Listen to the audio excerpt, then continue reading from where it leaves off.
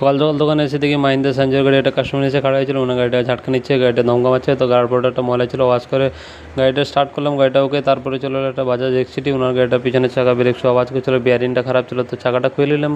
তো তারপর কাস্টমারের সাথে গল্প করতে করতে বিয়ারিং দুটো চেঞ্জ করলাম, চেঞ্জ করার পর তারপর একটা মৌলি সাহেব গাড়ি নিয়ে এসে হেলো খেলে আমার। তো গাড়িটা ওয়াশ করবে, ওয়াশ করার পর ওনার গাড়িতে যে জল গার্ড ছিল না, তো গাড়িতে জলটা লাগাবে, জল গার্ড লাগানোর পর তারপরে চলে একটা হুন্ডা লিভো ওনার গাড়িতে সিট কভার পরানোর জন্য। তো ওনার গাড়ি আমি সাইড কভার খুলে সিটটা খুলে ভালো করে সিট কভারটা মেরে নিলাম, মেলানোর পর তারপর আবার একটা চলে এলো টিভিএস এক্সেল সুপার 100। তো ওই গাড়িটারও সিট কভার পরানো ছিল, আমি ওটাকে নিয়ে সিট কভার চড়ানোর জন্য সব কিছু খুলে ফেললাম। তো তারপর চলে এলো একটা super Splendor BS4 i3s model, ওনার পিছনে ইন্ডিকেটারটা ভাঙা ছিল, ইন্ডিকেটারটা পাল্টালাম। তো এয়ার ফিল্টারটা খারাপ ছিল, এয়ার ফিল্টারটাও বদলালাম।